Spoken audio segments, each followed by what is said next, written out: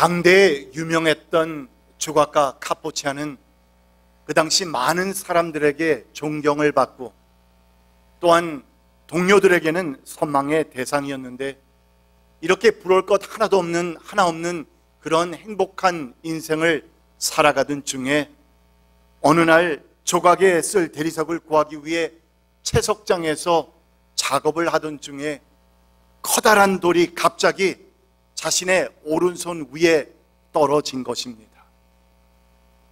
그 한순간에 그는 조각가로서의 그의 인생이 끝이 나버린 것입니다. 오랫동안 두문불출하면서 자신의 현실을 원망하고 또한 괴로워하던 어느 날, 내가 이렇게 내 운명을 그냥 포기하고 저주하고만 있으면 안 되겠다는 생각이 드는 가운데서 그는 왼손으로 조각하는 것을 시작합니다. 오랜 세월이 지나고 그는 이렇게 최고의 조각가였던 그였기에 그 일은 엄청난 일이었고 고통이었고 또한 기나긴 과정이었지만, 오랜 시간이 지나서 드디어 첫 작품을 완성하게 되었는데, 여러분, 놀라운 사실은 이때까지 그가 만들어낸 모든 조각품들 가운데서 이 왼손으로 만든 첫 조각품이 가장 훌륭한 조각이었다는 것입니다. 그래서 이 같은 그의 피나는 노력에 감동한 시민들이 그 조각을 마을 한가운데 세우고는 그 밑에 제목을 함께 붙였는데, 여러분, 그 제목이 무엇이었는 줄 압니까? 그럼에도 불구하고.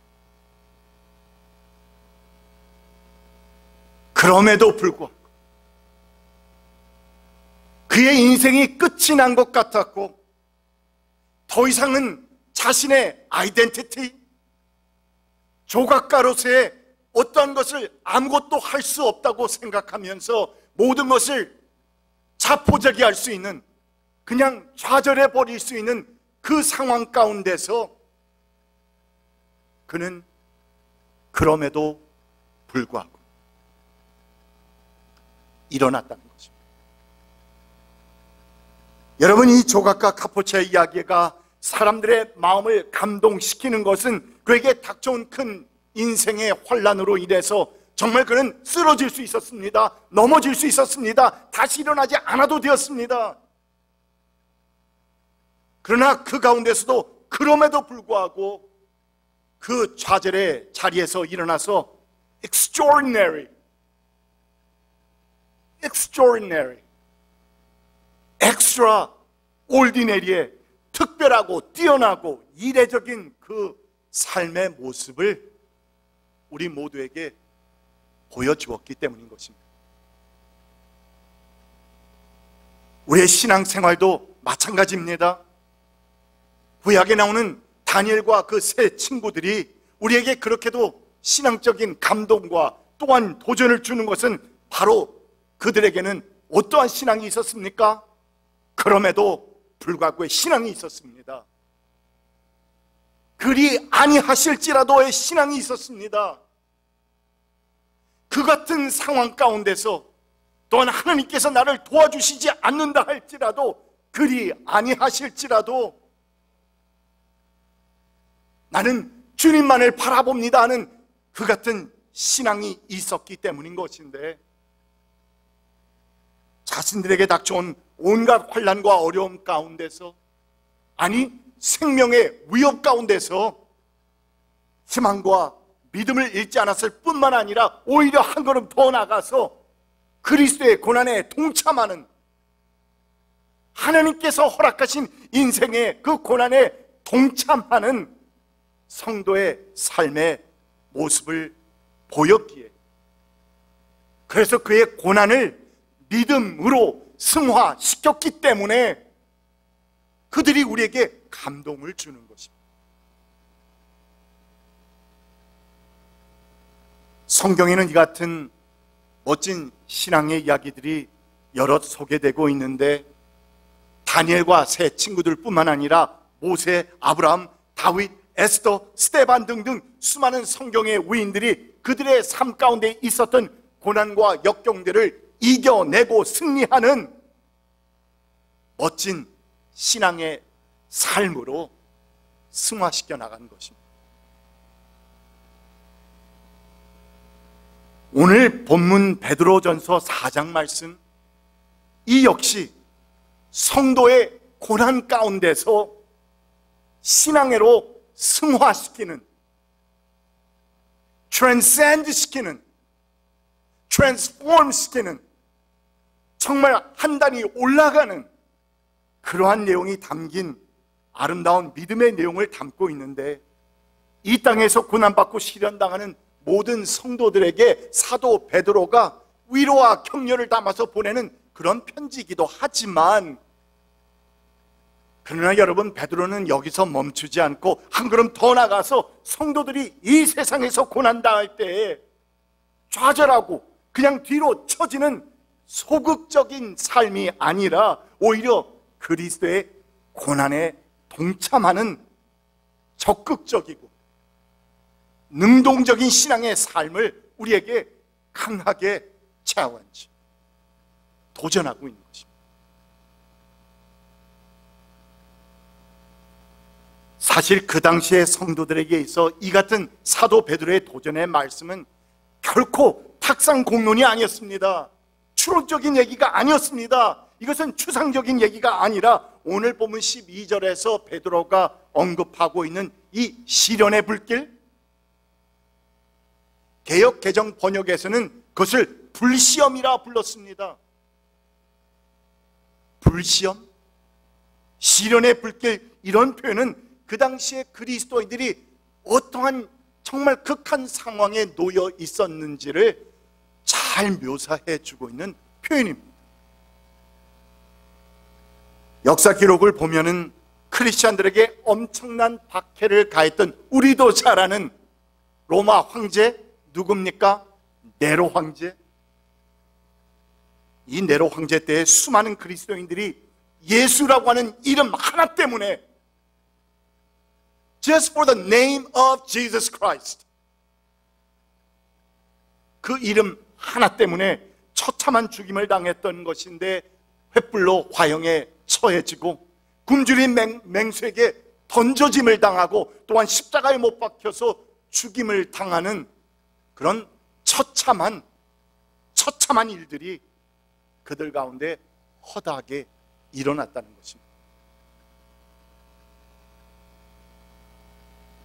그런데 여러분, 그럼에도 불구하고 우리가 오늘 여기서 특별히 주목해야 할 중요한 사실 한 가지가 있다고 한다면, 그것은 베드로가 여기서 시련의 불길 또는 불시험이라고 하는 표현을 사용한 것은 당시 성도들이 얼마나 크고 무서운 환난을 당하고 있었는지를 우리에게 알려주려고 하는 목적이 아니었다는 것입니다. 오히려 성도들이 그렇게 받았던 큰 고난과 박해, 의미가 무엇이었는지 우리에게 가르쳐주기 위해, 알려주기 위해, 보여주기 위해, 그래서 다시 말해 지금 자신들이 당하고 있는 이 고통과 환난을 통해서 그들의 믿음은 시험받고 있고, 또한 그것을 통하여서 그들의 믿음이 단련되고 숙성되어 가고 있다는 그 사실,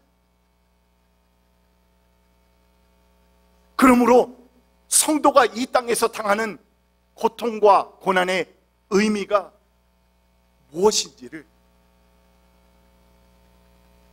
우리에게 알려주기 위해서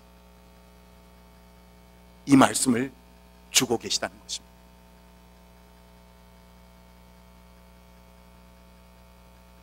사랑하는 여러분, 여러분을 시험하려고 시련의 불길이 여러분 가운데 일어나더라도 무슨 이상한 일이나 생긴 것처럼 놀라지 마십시오. Do not be surprised. 그만큼 여러분은 그리스도의 고난에 동참하는 것이니, because you are partaking in the sufferings of Jesus Christ. 그렇게 그리스도의 고난에 동참하는 것이니 기뻐하십시오. 기뻐하십시오. 참으로 역설적인 얘기입니다. 그러나 성경은 언제나 그렇지 않습니까? 업사이드 다운 킹덤이고 인사이드 아웃 킹덤이고 낮아져야 올라갈 수 있는 킹덤이고 우리가 마음이 가난해져야 얻을 수 있는 천국 아닙니까? 그것이 여러분과 제가 믿고 있는 그리스도의 복음이요 천국 복음입니다. 여기서 베드로는 성도가 이 세상에서 당하고 있는 고통과 고난을 무엇이라 불렀다? 빨간 글자 시련의 불길이라 불렀는데, 이렇게 부르면서 이에 대해서 말하기를 무슨 이상한 일이나 생긴 것처럼 놀라지 마십시오라고 했는데, 이 말씀을, 이 표현을 원어로 직역해 보면은 사람을 마비시킬 정도의 충격으로 여러분은 받아들이지 마십시오. 다시 말하자면 이 세상에서 성도가 고통과 고난을 당하는 것은 Isn't it obvious? 당연한 것 아닙니까? 하나님을 미워하고 하나님과 반하는 악한 세력이 활동하고 있는 이 세상에서 우리가 하나님의 자녀가 되어서 하나님 뜻대로 살려고 하는데, 당연히 시험과 고난을 받는 것은, 시련을 당하는 것은 당연한 것 아닙니까? 그러니 무슨 이상한 일이나 놀라운 일이 일어난 것처럼 여러분 호들갑 떨지 마십시오.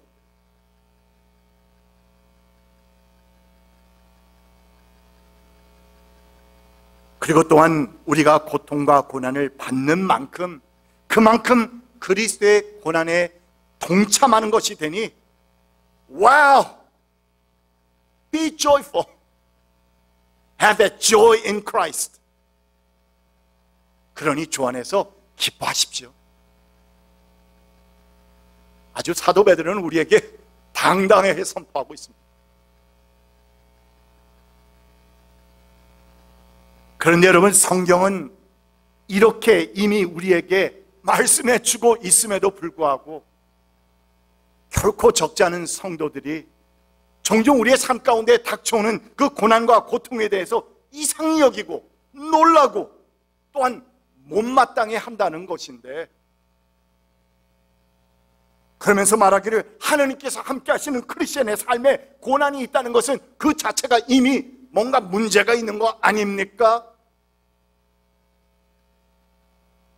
또는 만약 그 사람이 무엇인가 잘못한 것이 없다면 왜 그런 고난을 당하는 겁니까? 하면서 여러분, 기독교적인 생각도 아닌 인과응보의 사상을 기독교에다가, 기독교의 복음에다가, 은혜의 복음에다가 자꾸 삽입시키려고 하는 이 같은 생각들,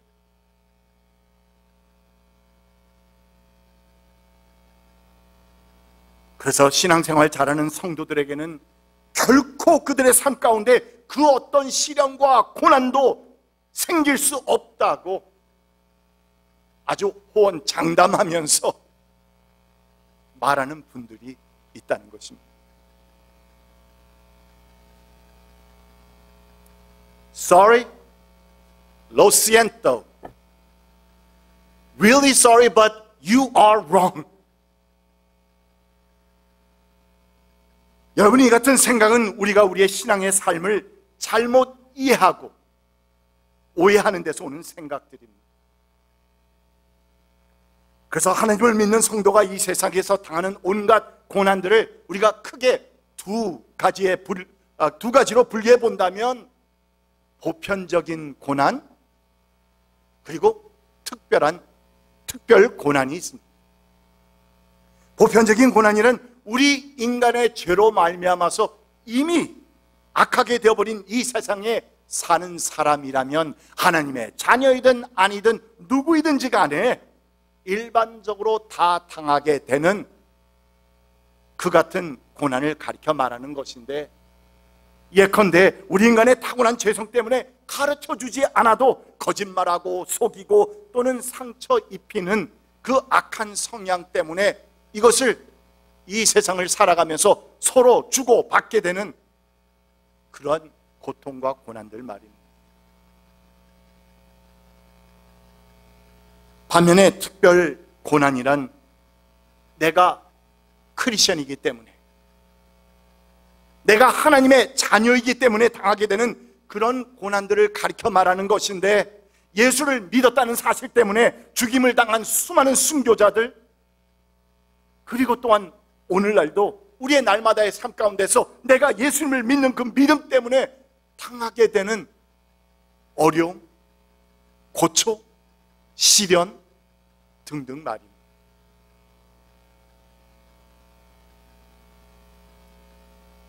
그런데 여러분, 여기서 우리는 오늘 말씀 가운데서 사도 베드로가 언급하는 또 다른 안목에서의 한 고난이 있음을 알게 되는데, 그것은 이미 12절에서 본 것과 같이 성도들을 무엇하려고? 시험하려고. 성도들을 시험하려고 오는 고난이 있다는 것입니다.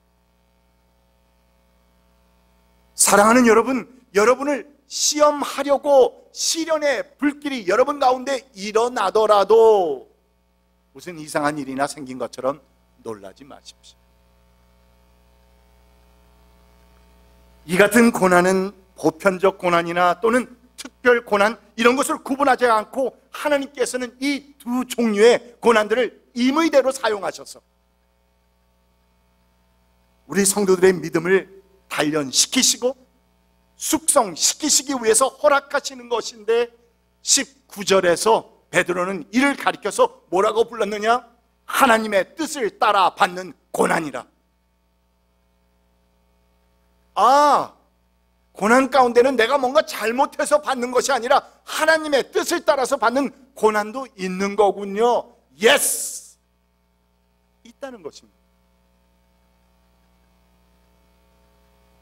태어나면서부터 보지 못하는 사람도 있었습니다. 예수님께서는 이를 가리켜서 뭐라고 하셨습니까? 이는 다 하나님의 영광을 위해서 라고 하셨습니다.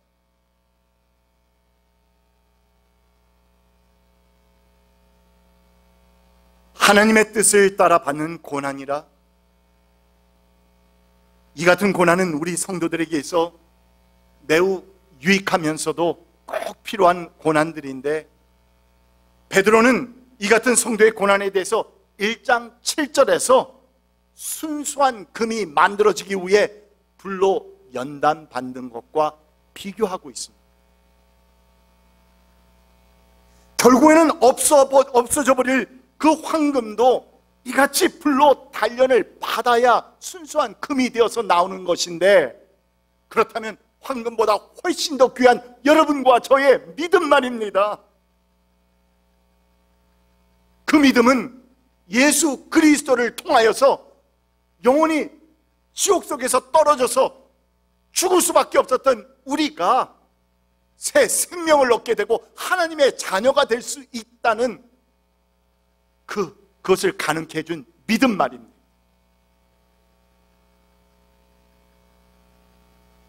그래서 그 황금보다 훨씬 더 귀한 우리의 믿음은 이 세상의 시련의 불길 또는 불시험의 고난을 통해서 단련을 받고 더욱더 귀한 믿음으로 숙성되어 가는 것이 너무나도 당연한 것이라고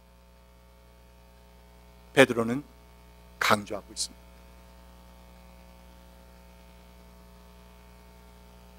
하나님께서는 여러분의 믿음을 단련하셔서 불로 단련하지만 결국 없어지고 마는 금보다 더 귀한 것이 되게 하시며, 예수 그리스도께서 나타나실 때에 여러분에게 칭찬과 영광과 존귀를 얻게 해주십니다.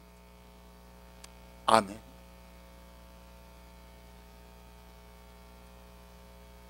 여러분, 어느 날 갑자기 내 인생 가운데 닥쳐온 고난,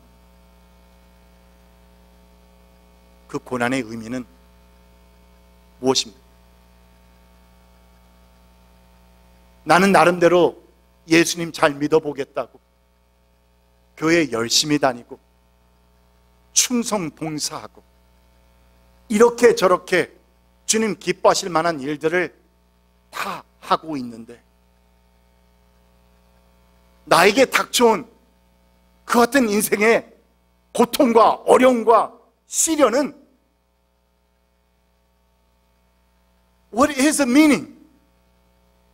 What is the true meaning of those sufferings? 고난의 의미는 무엇입니까?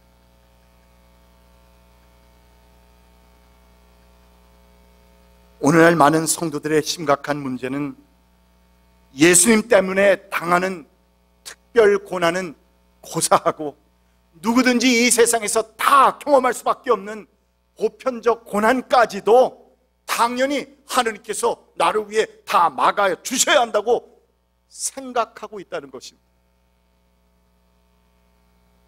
그렇다면 하나님께서 우리로 하여금 이같이 금보다 더 귀한 믿음으로 나아갈 수 있도록, 단련될 수 있도록, 숙성될 수 있도록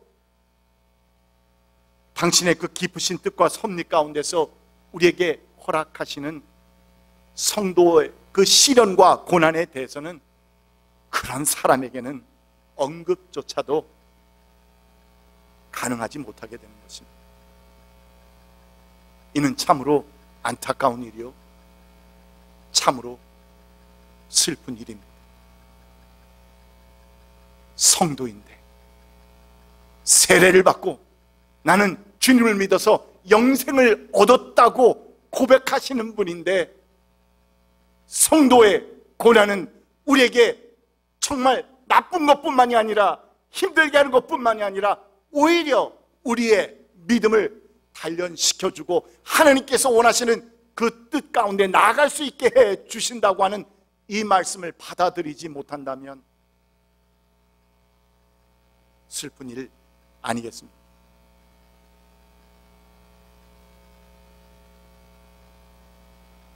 지난주일 정경자 권사님에 이어서 특송, 또 이어서 우리 박찬준 장로님께서 특송해 주셨는데 월요일 오후에 교회 단톡방에 글 하나를 올리셨는데 아마 여러분들도 다 보셨으리라 생각합니다.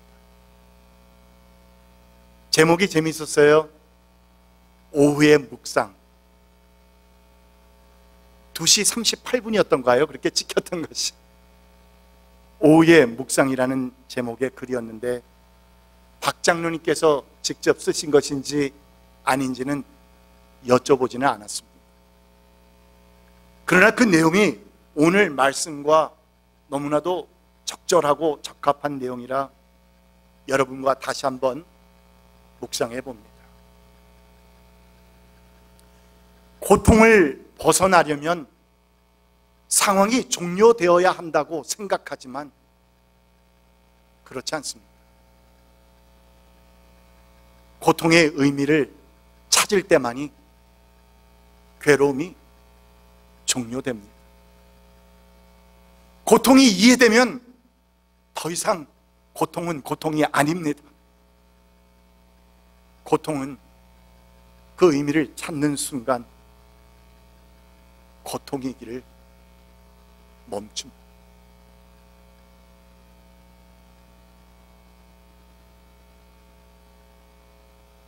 Oh, what a confession! 정말 너무나도 아름다운 글 아닙니까? 암이라고 하는 인생의 청천벽력과도 같은 소식을 접하시면서 박 장로님께서는 왜 하필 내게 이 같은 큰 환난을, 이런 불평불만의 탄식이나 또는 네게티브하고 소극적인 신앙의 자세로 하나님을 바라본 것이 아니라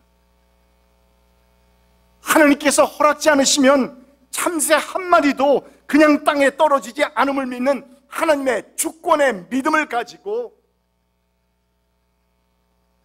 고통을 벗어나려면 상황이 종료되어야 한다고 생각하지만 그렇지 않습니다.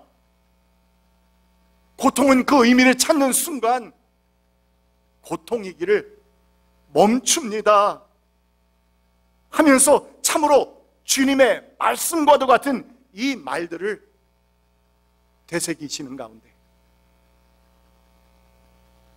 하나님께서 내 인생 늦음하게 허락하신 이 고통의 의미는 무엇입니까? 하나님, 저로 하여금 알게 하여 주시옵소서. 이 같은 적극적인 신앙인의 자세로 신앙 고백하시는 듯한 이 글의 내용은 우리 모두의 신앙의 가슴을 찔러오는 듯합니다.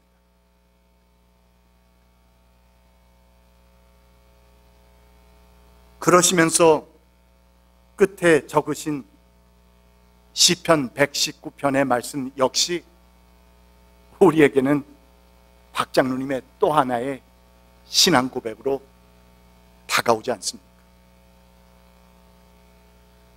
고난 당한 것이 내게 유익이라. 이로 말미암아 내가 주의 율례들을 배우게 되었나이다.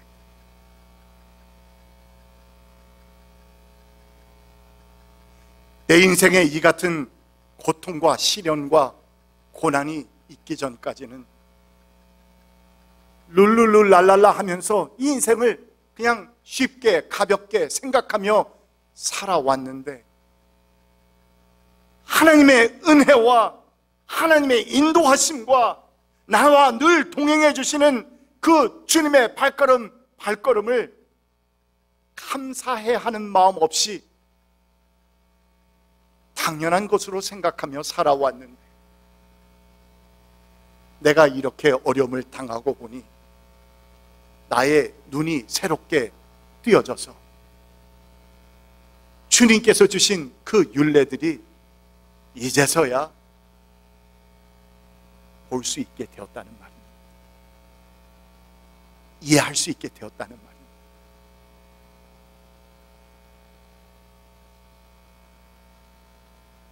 이 시편 기자의 고백과 박장로님께서 올리신 그 글의 고백은 우리 인생에 닥쳐오는 시련의 불길이란 오히려 우리로 하여금 그리스도의 고난에 동참케 하는 것이니 그러므로 기뻐하십시오 하는 오늘 본문 말씀과 일맥상통하고 있지 않습니까? 그만큼 여러분은 그리스도의 고난에 동참하는 것이니 기뻐하십시오. 그러면 그의 영광이 나타날 때에 여러분은 또한 기뻐 뛰며 즐거워하게 될 것입니다. 여러분, 우리 가운데는 분명 오늘도 각자 각기 나름대로의 그 인생의 고난과 시련들을 지나고 계실 것입니다. 크고 작은 그 사이즈에 대해서는 다를 수 있지만 우리가 주님 다시 오시는 그날까지 이 육신을 벗는 그날까지는 웃는 날이 있는가 하면 우리가 걱정하고 고생해야 하는 날들이 더 많지 않습니까? 그래서 너무나도 힘들고 어려워서 아파서 주님 지금 당장 해결하여 주시옵소서. 지금 당장 이 십자가를 내려놓게 하여 주시옵소서. 우리가 그러한 탄식의 기도를 올릴 수도 있겠지만 그러나 오늘 선포된 말씀을 우리가 마음에 새기면서 우리는 그것을 믿음으로 잘 견뎌내고 그리스도의 고난에 동참하는 성도의 삶을 통해서 여러분 한 분 한 분이 정말 정금같이 나오는 귀한 성도들 되시기를 우리 주님의 이름으로 축원드립니다. 기도합시다. 귀하신 주 하나님, 우리는 우리의 고난 가운데서도 주님께 감사드립니다. 오 주님, 우리 인생 가운데 닥쳐오는 고난의 의미를 다시 한번 말씀 가운데서 묵상하게 하시니 다시 한번 또한 감사드립니다. 주님, 우리가 이 육신의 몸을 벗기 전까지는 이 인생에서 고통과 시련과 고초는 결코 온전히 벗어날 수 없을진데, 주님, 그 가운데서 오늘 선포된 말씀을 마음에 새기면서 승리하고 그리스도의 고난에 동참하며 또한 정금같이 나오는 귀한 성도들로 삼아 주시옵소서. 예수 그리스도의 이름으로 간절히 기도드립니다. 아멘.